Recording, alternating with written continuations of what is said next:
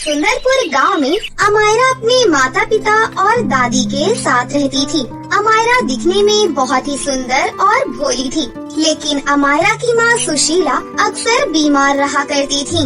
बाबा, माँ को क्या हुआ है? माँ हमेशा लेटी क्यों रहती है? बेटा, माँ की तबीयत खराब है, इसलिए माँ लेटी हुई है। मैं जल्दी से बहुत सारे पैसे इकट्ठे करके तुम्हारी माँ का बहुत बड़े अस्पताल में इलाज करवाऊंगा और तुम्हारी माँ जल्दी ही ठीक हो जाएंगी। माँ, आप बिल्कुल भी चिंता मत करो। पापा ने कहा है वो बहुत जल्दी बहुत सारे पैसे इकट्ठे करके आपका इलाज करवाएंगे, फिर आप बिल्कुल ठीक हो जाओगी और हम सब बाहर घूमने जाएंगे। हाँ मेरी बच्ची। अमायरा बेटा, माँ को ज्यादा तंग नहीं करते, चलो आओ खाना खाते हैं। इसी तरह दिन बीत रहे थे। एक दिन अमायरा के पिता राकेश खेतों में काम कर रहे थे, तभी एक जहरीले सांप ने आकर उन्हें डस लिया और उनकी वहीं पर मृत्यु हो गई। राकेश के मर जाने के बाद घर की स्थिति दिन प्रतिदिन खराब होती जा रही थी। घर में कोई कमाने वाला तो था नहीं और इधर सुशीला की तबीयत भी बिगड़ती जा रही थी। ये सब देखकर अमायरा शहर जाकर नौकरी करने का ठान लेती है और वो दादी से शहर जाने की जिद करने लगती है। अमायरा मेरी फूल सी बच्ची, तू अकेले शहर में जाकर क्या करेगी? तू तो बहुत भोली है, तुझे तो कोई भी आसानी से ठग लेगा। दादी, आप चिंता मत करें, मेघना मामी भी तो वहीं पर रहती है ना, मैं उनके घर रुक जाऊंगी। आप बस अपना और माँ का ध्यान रखो और मुझे आशीर्वाद दो कि मैं शहर जाकर खूब तरक्की करूँ और जब मैं शहर से लौटूं तो मेरे पास इतने पैसे हो कि मैं उससे अपनी माँ के इलाज के साथ साथ इस घर को खुशियों से भर दूं। ऐसा ही हो मेरी बच्ची, हमारे बुढ़ापे का एकमात्र सहारा तो ही तो है। जा, मेरा आशीर्वाद हमेशा तेरे साथ है। ठीक है दादी, अब मैं चलती हूँ। प्रणाम, माँ का ध्यान रखिएगा।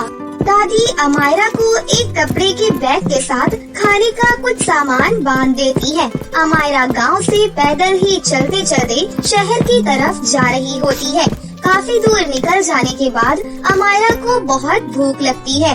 तभी रास्ते में उसे एक कुआं दिखाई पड़ता है। वो शहर पहुंचने ही वाली थी। चलो इसी कुएं के पास बैठकर पहले कुछ खा लेती हूँ, फिर आगे जाऊंगी। फिर अमायरा कुएं के पास बैठकर अपने खाने की पोटली खोलती है। उसकी पोटली में सिर्फ 4 रोटियां ही होती हैं, जिसे देखकर अमायरा सोचती है, एक खाऊं या 2 खाऊं या फिर चारों खा जाऊं। जिस कुएं के पास अमायरा बैठी थी, असल में वो परियों का जादुई कुआं था, जिसमें 4 परियां रहा करती थीं। लगता है किसी को हमारा पता लग गया है और वो हमें खाने को सोच रही है। एक खाऊं, 2 खाऊं या फिर चारों को खा जाऊं, हमें जल्दी ही कुछ करना होगा। तभी कुएं से 4 परियां निकलकर बाहर आती हैं। तुम कौन हो लड़की और हमें क्यों खाना चाहती हो? तुम्हें जो चाहिए तुम वो हमसे ले लो, पर हमें मत खाओ। अरे नहीं नहीं, मैं आपको खाने की बात नहीं कर रही थी, मैं तो अपने खाने की बात कर रही हूँ। ये देखो, मेरे पास 4 रोटियां हैं, उसी की बात कर रही हूँ। आप लोगों को क्या लगा? ये सुनकर सभी परियां भी जोर जोर से हंसने लगती हैं। अरे तुमने तो हमें डरा ही दिया था। वैसे तुम इस घने जंगल में यहाँ पर अकेली क्या कर रही हो? ये सुनकर अमायरा परी को अपनी सारी कहानी सुनाती है। मैं तो शहर पैसे कमाने जा रही हूँ, बस कुछ खाने के लिए यहाँ रुकी थी। अमायरा, तुम बहुत अच्छी लड़की हो, पर शहर में पैसे कमाना इतना आसान नहीं है। तुम्हें तो कुछ आता भी नहीं है और ना ही तुम्हारे पास हम परियों की तरह कोई जादुई शक्तियाँ हैं। मेरी बात मानो, तुम अपने गांव वापस लौट जाओ। नहीं, मुझे मेरी माँ के इलाज के लिए पैसे कमाने ही हैं। अगर मैं तुम्हें पैसे दे दूँ, तो फिर तो तुम अपने गांव लौट जाओगी ना? हाँ ठीक है, ये लो बक्सा। ये कोई मामूली बक्सा नहीं, बल्कि जादुई बक्सा है। इससे तुम जो कुछ भी मांगोगी तुम्हें वो मिल जाएगा। आपका बहुत बहुत धन्यवाद परी जी। फिर अमायरा वो बक्सा लेकर वहाँ से चल देती है। जब इतनी दूर आ ही गई हूँ तो क्यों ना एक बार मामी से मिलती हुई चलूं? ये सोचकर अमायरा मामी के घर चली जाती है। आओ अमायरा बेटा आओ, और बताओ कैसे आना हुआ? तुमने आने में थोड़ी देर कर दी। हम सब ने अभी अभी खाना खाया है। कोई बात नहीं मामी, मैं आप सबके लिए मिठाई लेकर आई हूँ।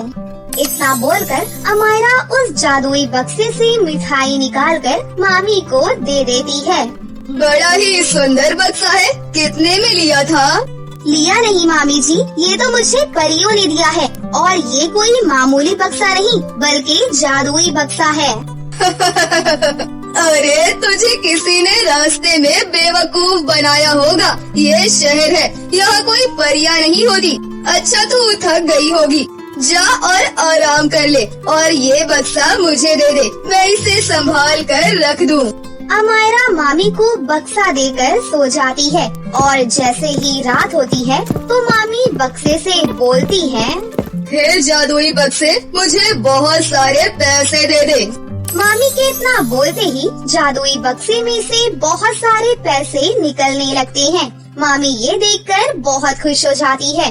वो रात में ही अमायरा के उस जादुई बक्से को कहीं और पर छुपा देती है और उसकी जगह उसी के जैसा कोई दूसरा बक्सा रख देती है। सुबह होने पर अमायरा, मामी अब मैं चलती हूँ, मेरा बक्सा मुझे दे दो। इतनी भी क्या जल्दी है? अपने बक्से का जादू हमें भी तो दिखाओ। क्यों नहीं मामी। अमायरा जैसे ही जादुई बक्से से कुछ भी मांगती, बक्सा जो का तो ही था, उसमें कोई जादू नहीं होता। मैंने तो कहा ही था कोई जादू वादू नहीं होता, तुम्हें किसी ने बेवकूफ बनाया होगा। ये कैसे हो सकता है? मामी मैं अभी आती हूँ। इतना बोलकर अमायरा फिर से परियों के जादुई कुएं के पास आती है। वाह परियों वाह, बहुत अच्छा बेवकूफ बनाया आप लोगों ने मुझे। क्या हुआ अमायरा, बताओ। फिर अमायरा परी को सारी बात बताती है। परी को सारा माजरा समझ में आ जाता है। फिर परी दोबारा से अमायरा को दूसरा बक्सा देती है और अमायरा फिर से उस बक्से को लेकर मामी के घर रात में रुकती है। उसकी मामी दोबारा उस बक्से को चुराने की कोशिश करती है, लेकिन तभी उस बक्से से एक रस्सी और डंडा निकलता है। फिर रस्सी मामी का हाथ बांध देती है और डंडा मामी की खूब पिटाई करने लगता है। अरे अमायरा मेरी बेटी, बचा ले मुझे, ये डंडा मुझे नहीं छोड़ेगा। पर मामी जी ये आपको मार क्यों रहा है? अरे डंडे रुक जाओ, क्यों मार रहे हो मेरी मामी को? जल्दी से सच बता दो वरना मार मार के तुम्हारा कचूमर बना दूंगा। बताती हूँ। अमायरा बेटा मुझे माफ कर दे, मैंने ही तुम्हारा पहले वाला जादुई बक्सा बदल दिया था। बेटा मैं तुम्हारा बक्सा तुम्हें लौटा रही हूँ, प्लीज मुझे माफ कर दो। इतना बोलकर मामी उस पहले वाले जादुई बक्से को लाकर अमायरा को दे देती है। तभी वो डंडा अपने आप वहाँ से गायब हो जाता है। फिर अमायरा उस जादुई बक्से को लेकर अपने गांव वापस आ जाती है। गांव आकर वो अपनी दादी को उस जादुई बक्से के बारे में सब बताती है। ये सब सुनकर उसकी दादी बहुत खुश होती है। उसके बाद जादुई बक्से की मदद से अमायरा अपनी माँ का इलाज करवाकर अपने गांव में ही हंसी खुशी से रहने लगी। आज की ये कहानी बिहार के एक छोटे से गांव में स्वीटी नाम की एक लड़की रहती थी। स्वीटी एक अनाथ लड़की थी। बचपन में ही किसी हादसे में उसके माता पिता की मौत हो गई थी। उसके माता पिता के गुजरने के बाद स्वीटी अपनी बुआ के घर में ही रहने लगी। स्वीटी की बुआ सरला देवी दिल की बहुत ही अच्छी औरत थी। वो स्वीटी से बहुत प्यार करती थी, लेकिन उनकी बेटी रिमझिम स्वीटी को बिल्कुल भी पसंद नहीं करती थी। स्वीटी को भी अपनी बुआ के घर में ऐसे बैठे रहना अच्छा नहीं लगता था। ऐसे ही एक दिन स्वीटी उदास होकर अपने कमरे में बैठी हुई थी कि तभी उसकी बुआ उसके पास आई और उससे बोली, क्या हुआ स्वीटी बेटी, कुछ दिनों से मैं देख रही हूँ तुम बहुत सहमी सहमी सी हो, सब कुछ ठीक तो है ना? हाँ बुआ जी सब कुछ ठीक है, लेकिन मैं सोच रही हूँ कि अगर मुझे कोई काम मिल जाता तो मैं अपना खर्चा चला पाती। क्यों बेटी, तुम ऐसे क्यों सोच रही हो? क्या तुम्हें यहाँ रहने में कोई दिक्कत हो रही है? अगर तुम्हें कोई परेशानी है तो तुम मुझे बता सकती हो। नहीं बुआ जी, यहाँ मुझे कोई भी दिक्कत नहीं है, लेकिन मैं कब तक आप लोगों के कंधे पर बोझ बन के रहूंगी? बेटी, किसने कहा कि तुम हमारे लिए बोझ हो? तुम भी हमारी बेटी जैसी ही हो। स्वीटी और उसकी बुआ बात कर ही रही थी कि तभी वहाँ पर रिमझिम आ गई और उसने उन दोनों की बातें सुन ली और उसने अपनी माँ से कहा, माँ, ये तो ठीक ही कह रही है। कब तक ये हमारे घर में मुफ्त की रोटियाँ तोड़ेगी? इसको कोई काम करना चाहिए। रिमझिम बेटी, ये तुम क्या कह रही हो? तुम्हें पता भी है स्वीटी के मम्मी पापा ने हमारी कितनी मदद की है। वो किए होंगे, लेकिन उनसे कोई मतलब नहीं है। इसको आप इस घर से जाने के लिए कहिए। मैं इसके साथ और नहीं रह सकती हूँ। रिमझिम की ये बात सुनकर स्वीटी को बुरा लग गया और उसकी आंखों में आंसू आ गए। वो आंखों में आंसू लेकर अपनी बुआ से बोली, बुआ जी, मैंने इस गांव में काम ढूंढने की बहुत कोशिश की, लेकिन यहाँ कोई भी काम नहीं है। मैं सोच रही हूँ कि मैं शहर जाकर वहाँ पर काम ढूंढने की कोशिश करूँ। लेकिन बेटी, तू शहर जाकर अकेले कैसे रहेगी? तू कभी अकेले कहीं भी नहीं गई बेटा। बुआ, आप मेरी फिक्र मत कीजिए, मैं शहर जाकर जरूर कुछ न कुछ कर लूँगी। स्वीटी की बात सुनकर रिमझिम बहुत ही खुश हो गई, लेकिन सरला को बहुत बुरा लगा और वो वहाँ से दूसरे कमरे में चली गई। अगले दिन स्वीटी अपना सामान लेकर घर से निकलने लगी कि तभी सरला ने स्वीटी को एक डब्बा दिया और वो स्वीटी से बोली, स्वीटी बेटी, इस डब्बे में कुछ रोटी और सब्जी है। पता नहीं तुम वहाँ जाकर क्या करोगी। अगर रास्ते में भूख लगे तो तुम ये खा लेना बेटा। इतना कहकर सरला की आंखों में आंसू आ गए। फिर स्वीटी अपनी बुआ के गले लग जाती है और वो डब्बा लेकर शहर चली जाती है। शहर जाकर स्वीटी काम ढूंढने लगी, लेकिन किसी ने भी उसको काम नहीं दिया। शाम को स्वीटी निराश होकर एक खाली जगह पर बैठ गई और सोचने लगी, लगता है इस शहर में भी मेरे लिए कोई काम नहीं है, लेकिन अब मैं बुआ जी के घर में वापस नहीं जा सकती। पता नहीं अब मैं क्या करूँगी। ये सोचते हुए स्वीटी बहुत ही चिंतित हो गई। फिर वो वहाँ पर बहुत देर तक बैठी ही रही। देखते ही देखते शाम हो गई। स्वीटी के पास सर छुपाने के लिए कोई भी जगह नहीं थी। स्वीटी को तभी बहुत तेज भूख लग गई और वो सोचने लगी, अभी तो रात हो गई, मैं कहीं जा भी नहीं सकती। कितनी भूख लग गई है मुझे। एक काम करती हूँ, बुआ ने मुझे जो रोटी दी है मैं वो खा लेती हूँ। ये सोचकर स्वीटी ने अपनी बुआ के दिए हुए डब्बे को खोला। उसने देखा उसमें कुछ रोटी और थोड़ी सी सब्जी है। फिर स्वीटी वो रोटी और सब्जी खाने लगी। तभी अचानक से एक कुत्ता उसके पास आया और उसके खाने को देखने लगा। ये देखकर स्वीटी को लगा, लगता है इस बेचारी को बहुत भूख लग गई है। मैं काम करती हूँ, मैं इसको एक रोटी दे देती हूँ। ये सोचकर स्वीटी ने उस कुत्ते को एक रोटी खाने के लिए दे दी। जैसे ही स्वीटी ने उस कुत्ते को रोटी दी, वहाँ पर और भी बहुत सारे कुत्ते आ गए और स्वीटी के पास आकर उसके खाने को देखने लगे।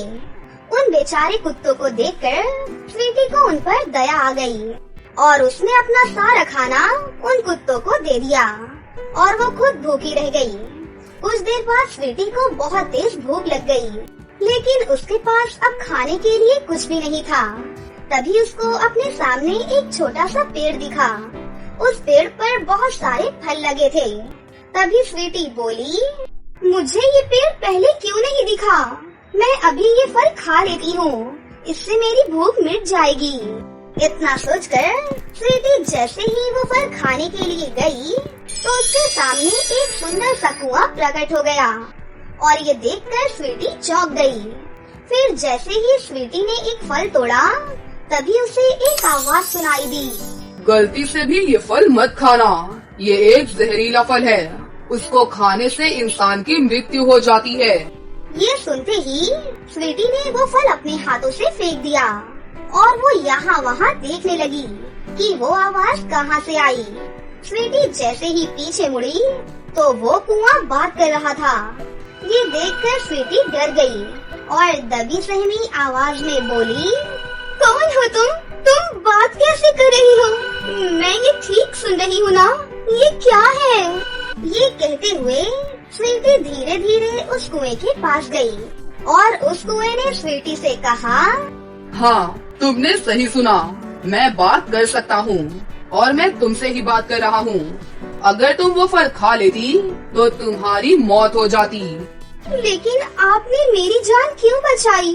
आप तो मुझे जानते भी नहीं हैं। मैं पहली बार यहाँ पर आई हूँ। मैं एक जादुई कुआं हूँ। मैं यहाँ आसपास ही घूमता रहता हूँ।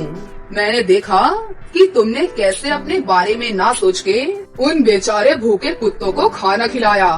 इससे ही पता चलता है कि तुम कितनी अच्छी इंसान हो और अच्छे इंसानों की मदद करना मेरा ही काम है।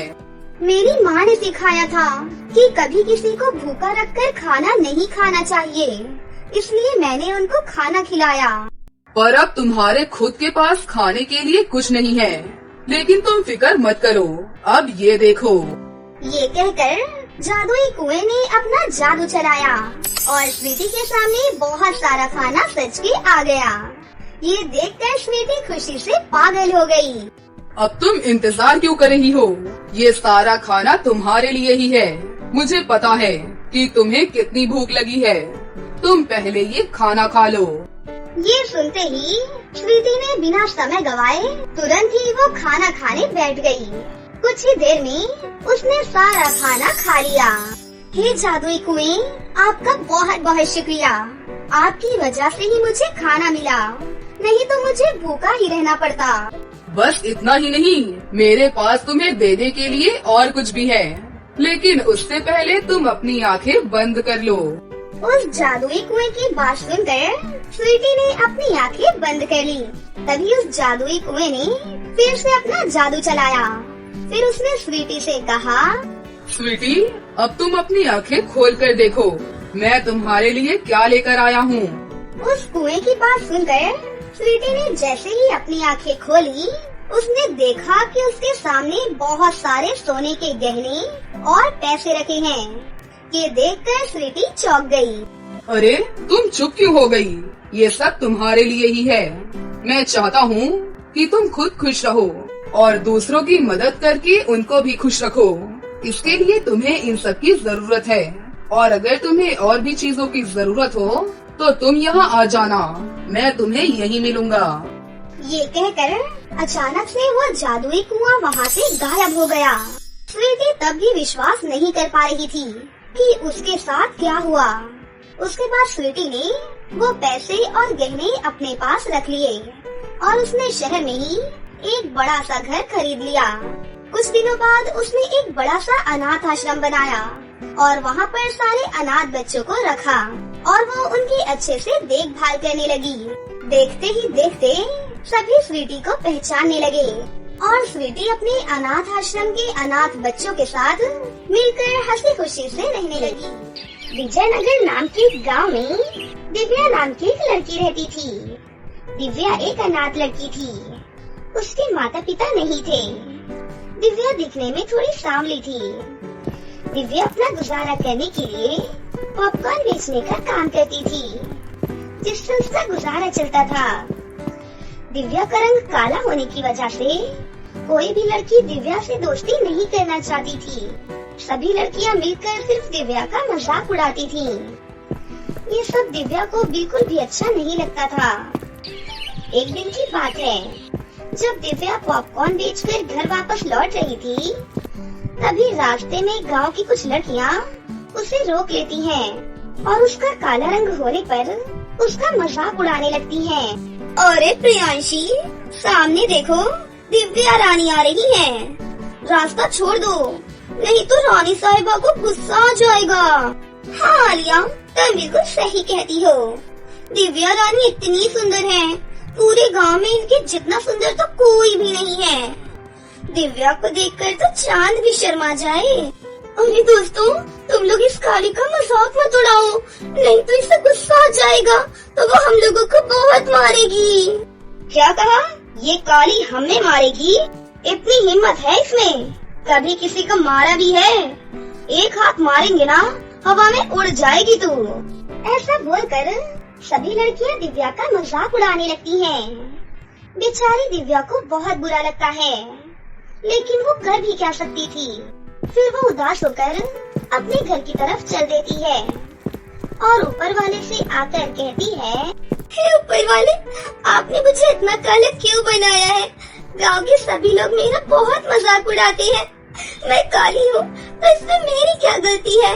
कोई भी मुझसे दोस्ती नहीं करना चाहता और गांव की लड़कियाँ मेरा हमेशा मजाक उड़ाती हैं। क्या मैं इतनी बुरी हूँ? जब मैं इतनी ही बुरी हूँ तो आज के बाद मैं घर के बाहर कभी भी नहीं निकलूंगी। मैं बहुत खराब हूँ। फिर उस दिन के बाद से दिव्या घर से बाहर नहीं जाती है। वो उदास होकर चुपचाप घर में ही बैठी रहती है और किताब पढ़कर अपना मन बहलाती रहती है। एक दिन की बात है, जब दिव्या उदास होकर बैठी हुई थी, तभी उसे किसी की आवाज सुनाई देती है। घर पर कोई है? दिव्या को किसी लड़की की आवाज सुनाई देती है। तब दिव्या उसके पास जाकर उसे देखती है। क्या बात है, तुम मेरे घर पर क्यों आई हो? तुम्हें कुछ चाहिए क्या? दीदी, मुझे बहुत तेज भूख लगी है।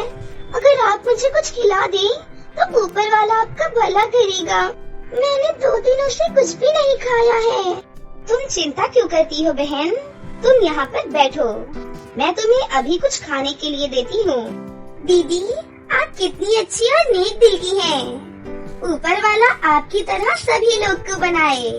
जैसे ही दिव्या खाना लेने के लिए जाने ही वाली होती है कि तभी वो लड़की वहाँ से गायब हो जाती है और उसकी जगह पर एक बहुत ही सुंदर सी परी प्रकट हो जाती है। परी को देखकर दिव्या बिल्कुल ही हैरान हो जाती है कि अचानक से वो लड़की गायब कैसे हो गई और उसकी जगह पर इतनी सुंदर परी कैसे प्रकट हो गई। तभी परी दिव्या से कहती है, अरे दिव्या, तुम मुझसे डरो नहीं। मैं परीलोक की दुनिया में रहने वाली फूल परी हूँ। मैं तुम्हारी परीक्षा लेने के लिए आई थी और तुम इस परीक्षा में सफल हो गई। तुम बहुत ही अच्छी और ऊपर वाले की बनाई हुई बहुत ही नेक बच्ची हो। मुझे पता है दिव्या, तुम इतनी उदास क्यों रहती हो? तुम काली हो, इसमें तुम्हारी कोई भी गलती नहीं है। ये तो ऊपर वाले की लीला है। परी जी, जब ऊपर वाले ने मुझे काला बनाया है तो सभी लोग मेरा मजाक क्यों उड़ाते हैं? इसमें मेरी क्या गलती है? मैं जानती हूँ दिव्या, लेकिन लोग तुम्हारा मजाक उड़ाते हैं। इसीलिए आज मैं तुम्हें कुछ ऐसा दूंगी जिससे तुम भी बहुत ही सुंदर और खूबसूरत हो जाओगी। ये लो दिव्या, ये परीलोक की फूल परियों का जादुई लहंगा है। अगर कोई भी परी इस लहंगे को पहनती है तो वो बहुत ही गोरी और सुंदर हो जाती है। जैसे तुम इस लहंगे को पहनोगी, तुम भी बहुत ही सुंदर और गोरी हो जाओगी। इस लहंगे की एक और खासियत है, अगर तुम इससे कुछ भी मांगोगी तो तुम्हारी इच्छा पूरी हो जाएगी। बस तुम एक बात का ख्याल रखना, ये लहंगा किसी भी गलत इंसान के हाथों में ना पड़े, नहीं तो रानी परी गुस्सा हो जाएंगी और फूल परियों का जादुई लहंगा गायब हो जाएगा। आपका बहुत बहुत धन्यवाद फूल परी जी। मैं इस बात का हमेशा ध्यान रखूंगी कि ये जादुई लहंगा किसी भी गलत व्यक्ति के हाथों में ना पहुँचे। फिर फूल परी वहाँ से गायब हो जाती है और परी लोग की दुनिया में वापस चली जाती है। अब दिव्या बहुत खुश हो जाती है क्योंकि अब दिव्या के पास फूल परियों का जादुई लहंगा था। उस लहंगे से दिव्या अब बहुत ही सुंदर और गोरी हो सकती थी। फिर दिव्या उस जादुई लहंगे से कहती है, हे जादुई लहंगे, तुम मुझे बहुत ही सुंदर और गोरी बना दो। दिव्या के इतना कहते ही दिव्या बहुत ही सुंदर और गोरी हो जाती है। अपना इतना बदला हुआ रूप देखकर दिव्या बहुत ही खुश हो जाती है। अब दिव्या को फूल परी के दिए हुए जादुई लहंगे की वजह से किसी भी चीज की कोई कमी नहीं होती थी। उसके पास रहने के लिए एक बड़ा सा घर था, खाने के लिए स्वादिष्ट स्वादिष्ट खाने थे और पहनने के लिए सुंदर सुंदर कपड़े थे। परी के दिए हुए जादुई लहंगे की मदद से दिव्या का अब पूरा जीवन ही बदल गया था। अब दिव्या के जीवन में खुशियाँ ही खुशियाँ आ गई थी। गांव की सभी लड़कियाँ दिव्या की अच्छी दोस्त बन गई थी। अब दिव्या खुशी खुशी अपना जीवन बिताने लगती है। इसीलिए जिंदगी में एक बात हमेशा याद रखना, जिंदगी में हर कोई आपको समझ नहीं सकता और आप हर किसी को समझ नहीं सकते।